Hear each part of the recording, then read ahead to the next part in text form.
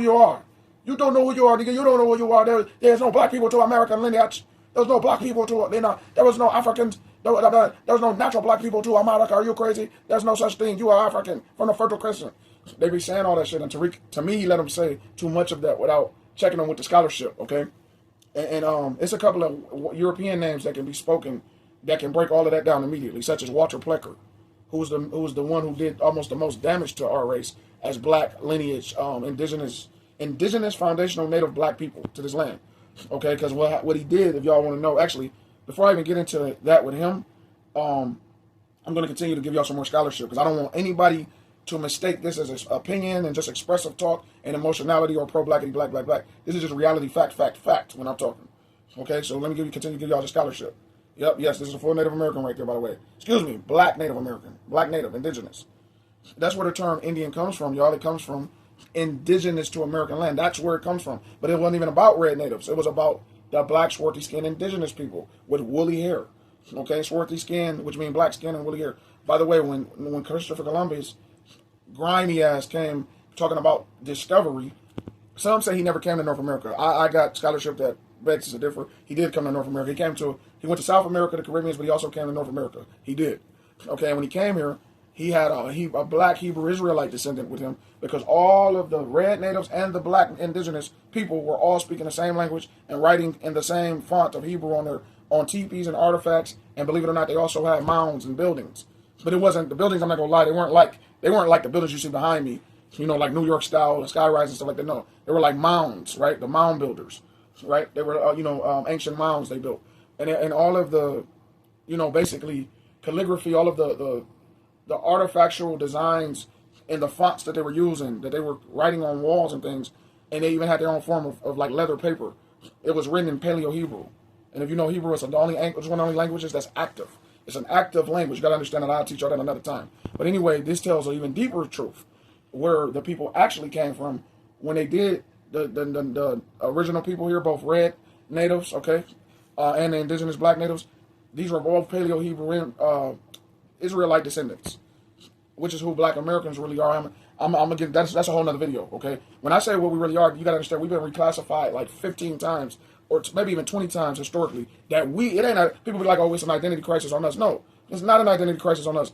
We never reclassified ourselves ever, going all the way back to when we were called Tartarians, and Anunagas and shit like that, and Negrus, and Nagas of the sovereign land. We were called all of that, but we never once classified ourselves until now saying, hey, we're foundational black Americans. That covers all of our history. Because it was always superimposed on us through identity politics for political reasons, okay, and white supremacy reasons, amongst others, to reclassify us and then ultimately ethnocide us out of existence, historically, right? Which is why many of y'all out there don't believe. And when I say y'all, I'm not talking about my fans and my people. I'm talking about the people in the world that might be observing. Most people don't even believe that there was ever such thing as indigenous black tribes to America. When elites sit up there laughing, knowing it is, they know fully. They totally know. I mean, their bloodlines encountered the black and indigenous tribes who were not African in blood quantum, including the Albert Perry DNA. I'm gonna need y'all to look that up. Use your Googles. I want your fingertips active on Google today when you watch my video, so you know I'm not making shit up.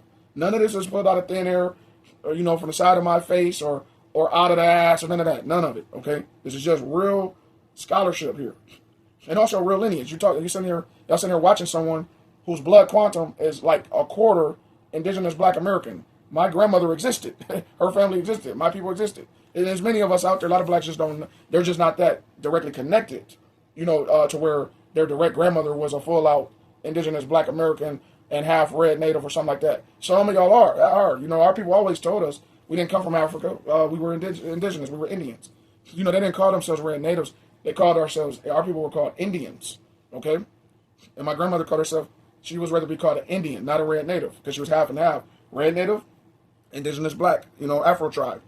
Okay? And if you've seen her, she looked like, I'm trying to think, how can I explain it? Basically kind of like the lady I just showed with the other scholarship when I said that's called Black Indian. Kind of like this lady. Like this. Basically. Like that. But with a little bit, my grandmother's hair was a little bit silkier. Her hair was a little bit more like the red native side of her. But that doesn't take away the black indigenous side of her, okay? Her father's genetics were possibly kind of showed a little stronger than her mother's black indigenous genetics. But really, I can't say that just based on the lighter skin either, because she was just half and half. Okay, and both are equally important.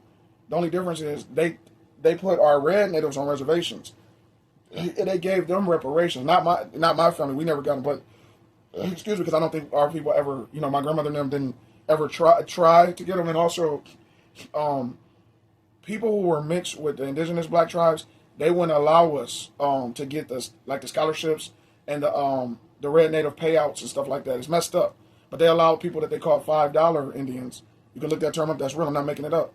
They allowed a lot of Caucasian people who claimed that they were Indians or had maybe like a third or something in their blood quantum to get a lot of scholarships and reparations, basically. You can look it up. Okay, I'm not making it up. I'm just giving y'all the truth. Okay, what happened and how messed up it is. Y'all think I'm playing? I got more scholarship for y'all. Every time you think I'm bullshitting, I hit y'all with more scholarship to prove that I'm not.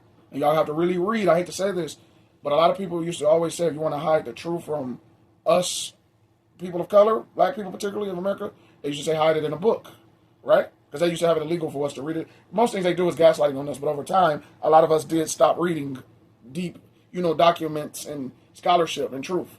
A lot of us did stop digging for truth about our true ancestry, especially on this land. But check this out.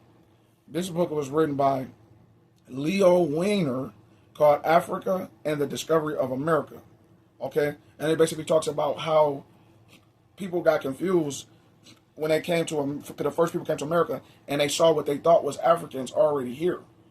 And it confused them, right? Just like it confused Columbus because they kind of heard about the red natives being in America before they even came. They always do these mythos and these writings, they would call it the Great White Discovery and all of this and Enlightenment and all of this. So they would have, Manifest Destiny journals and all of this that they would share, okay? And they would travel back and forth on boats, the settlers, the pilgrims and all of that. And they would talk about what they think they're going to encounter, what they're going to do to the tribes when they come across them, the red natives. But they were surprised at the Negroid natives, who were a warrior class of natives. This is the real truth as to why historically there's so much beef. It seems perpetual with the black and white race, okay? Because the settlers that came here in America, they didn't know what the heck to do with the Negroid warrior class of Indians. The Amadu Khans, the Tamari people, okay? Look up the term Tamarican. Look it up if you get a chance. I'm telling you, use your Googles. Every time you think I'm bullshitting, I'm giving y'all more scholarship that you got to read into. So you know, too, that I'm not making this up. And this is not slander to no group of people. Because you got to think about